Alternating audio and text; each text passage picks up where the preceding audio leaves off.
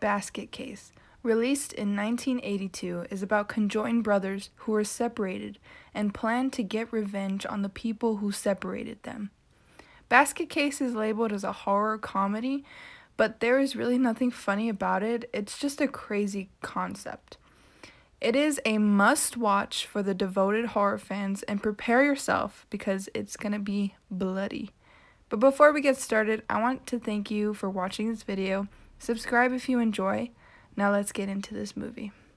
Right away, someone's dead, and we don't see exactly who did it, but judging from the poster and this hand, I think we can guess. Cut to a man carrying a basket in New York. Then he checks into a hotel with a wad of cash.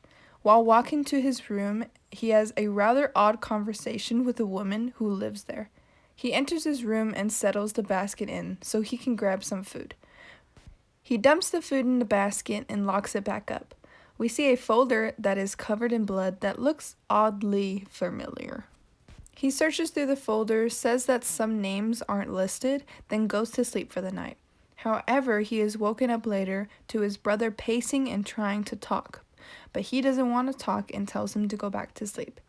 It is here we learn that the two brothers can talk telepathically. In the morning, we see a weird guy, and he snoops through the keyhole when a woman who lives next door catches him and threatens to knock on the door. He leaves, and she knocks on the door anyways, warns him about the snoop, and they have a small conversation, then she leaves. He gets ready for the day and goes to visit a doctor and pretends to have a problem with his stomach. He reveals his scar from being separated from his brother. He then leaves to the movies where he ends up falling asleep and some dude steals the basket. You can guess this was a big mistake for the dude. He gets his face ate off. Cut to the doctor from earlier. He makes a call to a woman that we can assume was involved in the procedure of them being separated. He shares his concern and fears, but shuts him down and continues to her dinner. The other woman from the office leaves.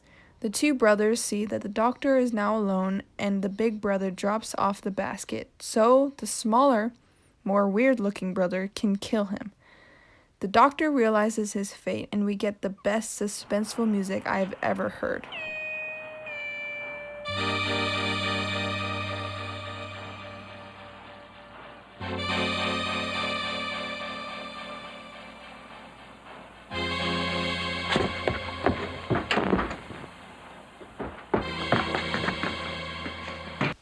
After the really gruesome kill, the little brother returns back to the big brother and gives him the doctor's address book to find all the other doctors. The next day, Dwayne, that's his name apparently, goes on a date with the woman from the doctor's office, and the other brother has a complete meltdown back in the apartment, probably because he knows. They talk through telepathy, remember? Later, a guy from the apartment breaks into the room to steal money. He gets cocky, opens the basket, and the little brother attacks him. And the other brother freaks out because telepathy, remember, leaves his date, and the other people from the apartment breaks down the door to find the bloody aftermath. When Dwayne gets back to the apartment, he gets questioned by the police. They leave, and the two brothers argue, but eventually come to agreement. Later that night, they go out for drinks, and Dwayne runs into a woman who lives in the apartments.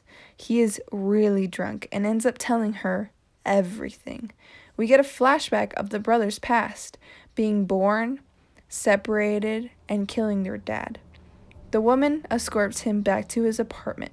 He falls asleep, and she gets curious and opens the basket. Nothing.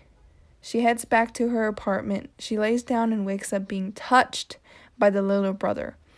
Obviously screams and wakes up the entire apartment, but find nothing.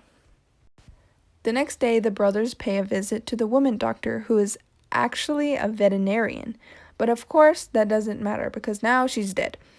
And they head back to the apartment where the girl Dwayne went out on a date with meets them and tells them about the murder of the doctor.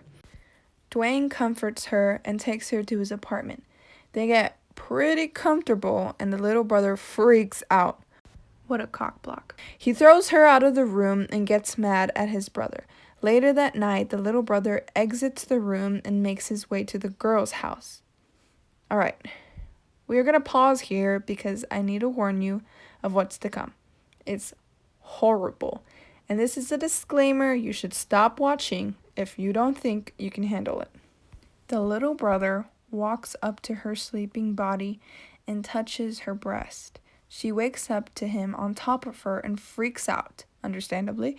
He kills her and continues to touch her, leading him to do other things to her. The other brother barges in and takes him off her dead body. This is his breaking point. They fight in his apartment and end up on the roof where both end up falling, and that sick-ass music starts to play.